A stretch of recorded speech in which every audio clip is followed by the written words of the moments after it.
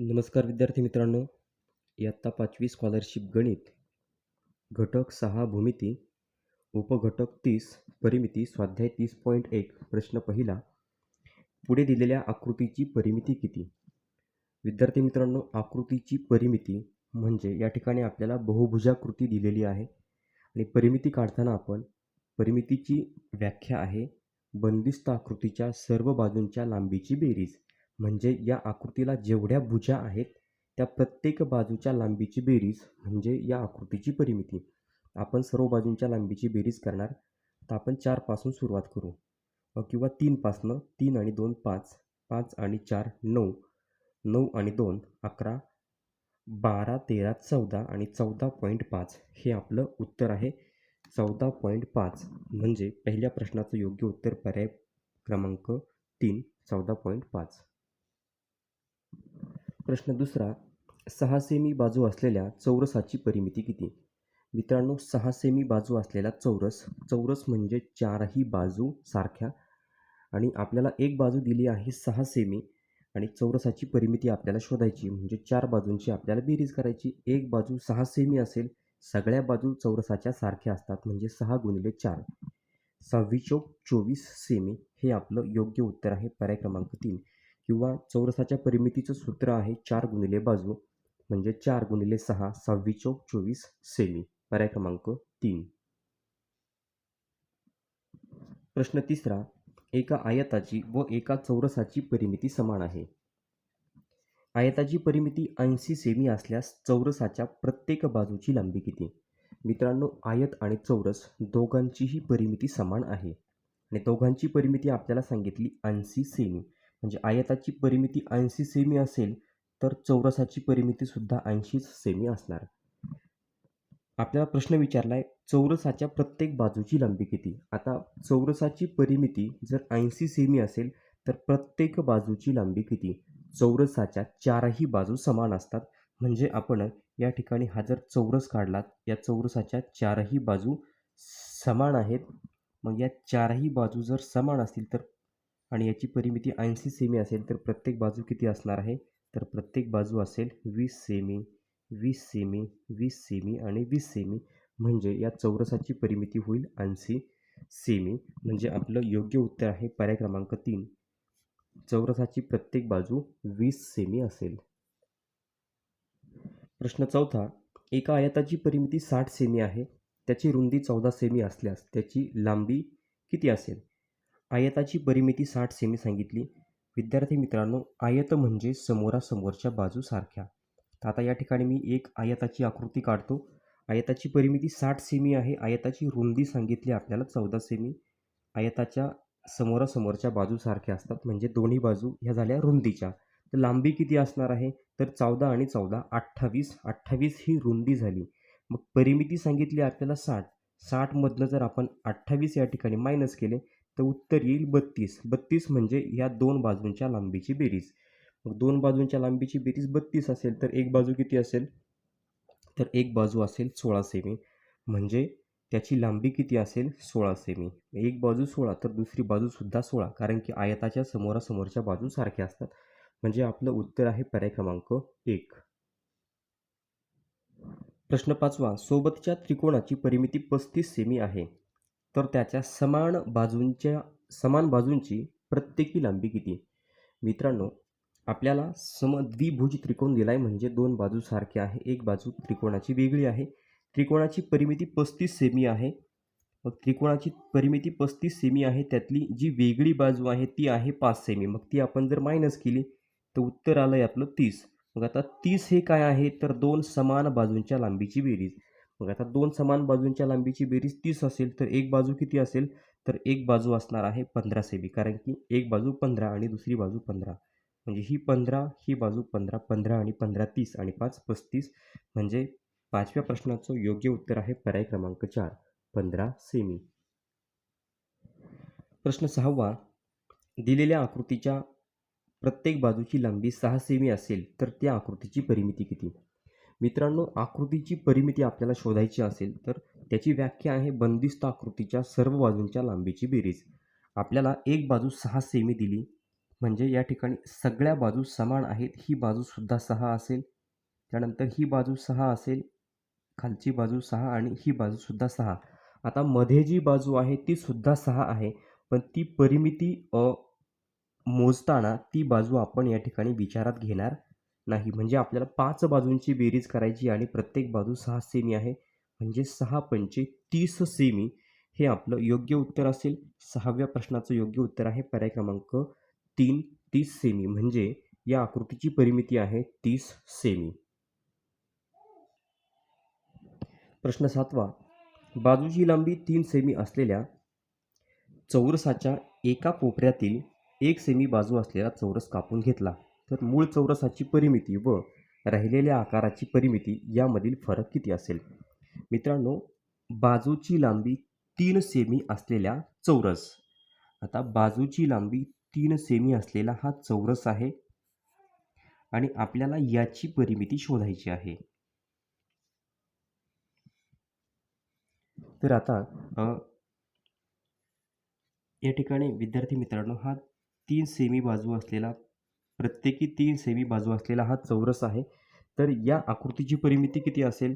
तर चौरसाच्या परिमितीचं सूत्र आहे 4 गुणिले बाजू 4 गुणिले 3 म्हणजे 4 त्रिक 12 सेमी. आता ही झाली चौरसाची परिमिती. आपल्याला काय म्हटलंय? चौरसाच्या कोपऱ्यातील 1 सेमी बाजू असलेला चौरस कापून घेतला. आता या आकृतीमध्ये 1 सेमी बाजू असलेला चौरस आपल्याला कापून घ्यायचा. म्हणजे थोडक्यात आपण या ठिकाणी असं म्हणू शकतो. हां, ठीक आहे. हां, तर यातला हा 1 सेमी चौरस जो आहे, हा 1 सेमी चौरस कापून घेतला आपण. म्हणजे आता ती नवीन आपण आकृती या ठिकाणी काढणार.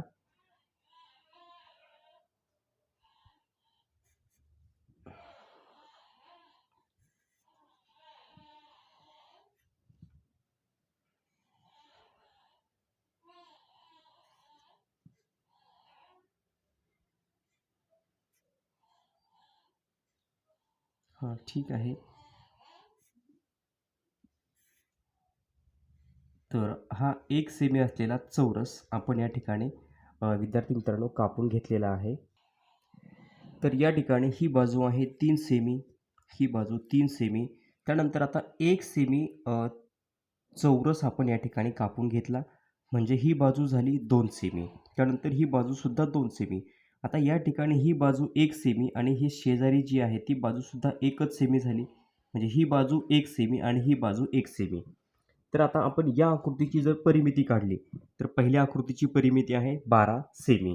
त्यानंतर 3 आणि 3 6, 7 8, 9 10. त्यानंतर ही बाजू 11 आणि ही बाजू 12.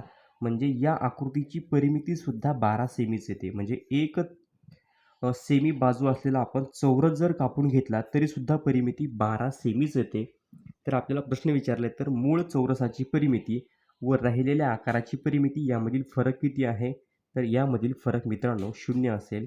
12 वजा 12 म्हणजे आपलं उत्तर या ठिकाणी 0 येईल. म्हणजे फरक 0 असेल.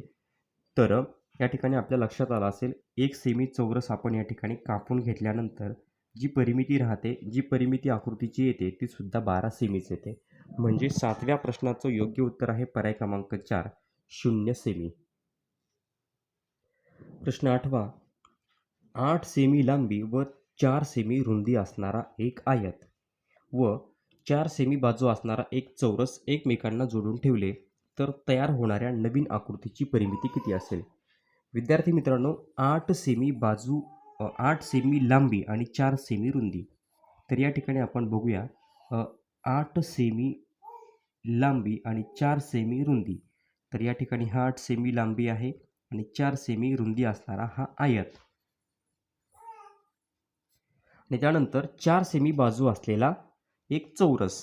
आता 4 सेमी बाजू असलेला आपण या ठिकाणी एक चौरस काढणार. चौरस म्हणजे चारही बाजू सारख्या. हा या ठिकाणी आपण चौरस जर काढला तर याची बाजू झाली 4 सेमी. मित्रांनो, चौरस म्हणजे चारही बाजू सारख्या. आता सगळ्या बाजू आपण या ठिकाणी लिहू शकतो. ही बाजू आयत म्हणजे समोरासमोरच्या बाजू सारख्या 4 ही बाजू 4 सेमीच असेल. चौरसाच्या चारही बाजू समान लांबीच्या असतात, म्हणजे 4 सेमी 4 सेमी. तर बघा, 8 सेमी लांबी व 4 सेमी रुंदी असलेला एक आयत आणि 4 सेमी बाजू असलेला एक चौरस हा या ठिकाणी आहे चौरस एकमेकांना जोडून ठेवले. बघा, आपण आयत आणि चौरस एकमेकांना जोडून ठेवले, तर तयार होणाऱ्या नवीन आकृतीची परिमिती, या आकृतीची आपल्याला परिमिती काढायची. तर लांबी, आता नवीन जो आकार तयार होईल तो आयताचाच असेल. आता लांबी किती असेल? 8 आणि 4 12. लांबी असेल 12, म्हणजे लांबीची जर आपण बेरीज केली 12 आणि 12 24, आणि रुंदी तेवढीच आहे 4 सेमी आणि 4 सेमी, म्हणजे 8 सेमी. 24 आणि 8 32 सेमी हे आपलं उत्तर असेल. म्हणजे नवीन जी आकृती तयार होईल आयताची त्याची परिमिती असेल 32 सेमी. म्हणजेच 8व्या प्रश्नाचं योग्य उत्तर आहे पर्याय क्रमांक 2, 32 सेमी.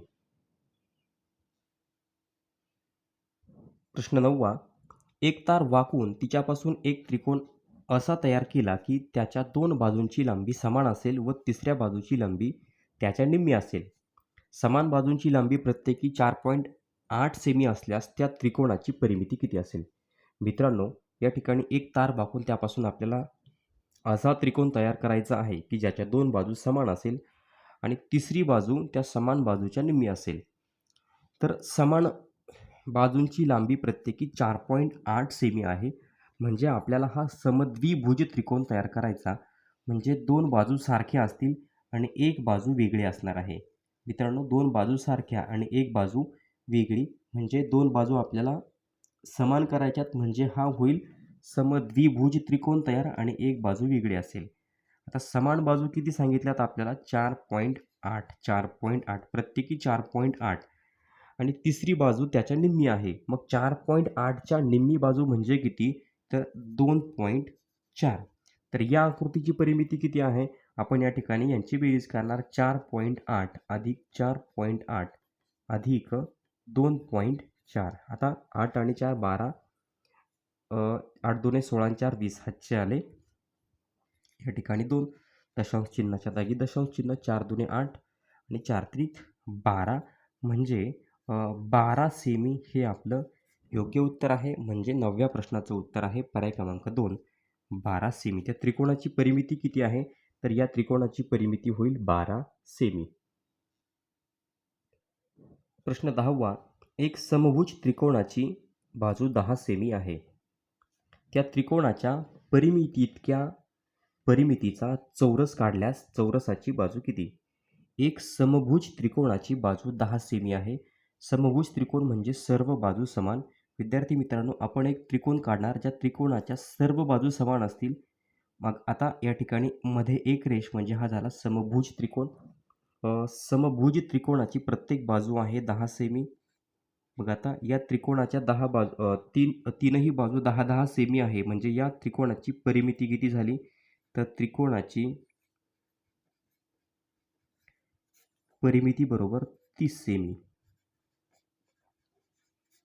त्रिकोणाची परिमिती झाली 30 सेमी. तर या त्रिकोणाच्या परिमिती इतक्या परिमितीचा चौरस, याची जेवढी परिमिती आहे 30 सेमी, तेवढीच परिमिती असलेला आपल्याला चौरस काढायचा आहे. मग आता चौरसाची परिमिती जर आपल्याला 30 सेमी काढायची असेल, चौरसाच्या चारही बाजू सारख्या असतात, म्हणजे एक बाजू किती आली पाहिजे? तर म्हणजे आपल्याला या ठिकाणी भागाकार करावा लागेल. 30 भागिले या ठिकाणी 4, म्हणजे आपल्याला चौरसाची एक बाजू किती असली पाहिजे ते लक्षात येईल. कारण की चौरसाच्या चारही बाजू सारख्या असतात. आपल्याला 30 सेमी परिमिती असलेला चौरस काढायचा आहे. 4 25, 4 24, 4 7 28, 30 मधनं 28 गेले, बाकी उरली 2. या ठिकाणी दशांश चिन्ह येईल, वरून घेतला 0. 4 पंचे 20, बाकी या ठिकाणी बरोबर 0 उरली. म्हणजे एक बाजू आपली 7.5 आली पाहिजे. चौरसाची एक बाजू 7.5 आली पाहिजे. म्हणजे 7.5 गुणिले 4 केलं तर बरोबर उत्तर 30 येतं. म्हणजे चौरसाची एक बाजू असेल 7.5 सेमी. म्हणजे 10व्या प्रश्नाचं योग्य उत्तर आहे पर्याय क्रमांक 3. विद्यार्थी मित्रांनो, या पद्धतीनं परिमिती या टॉपिकमधील पहिला स्वाध्याय आपण कंप्लीट केला. त्यानंतर चॅनलवरती दुसरा स्वाध्यायसुद्धा नंतर लगेच अपलोड होईल. चॅनलवर नवीन असाल तर चॅनल सबस्क्राईब करा. व्हिडिओ आवडला तर लाईक करा, कमेंट करून कळवा. आपल्या मित्रांना शेअर करायला विसरू नका. धन्यवाद.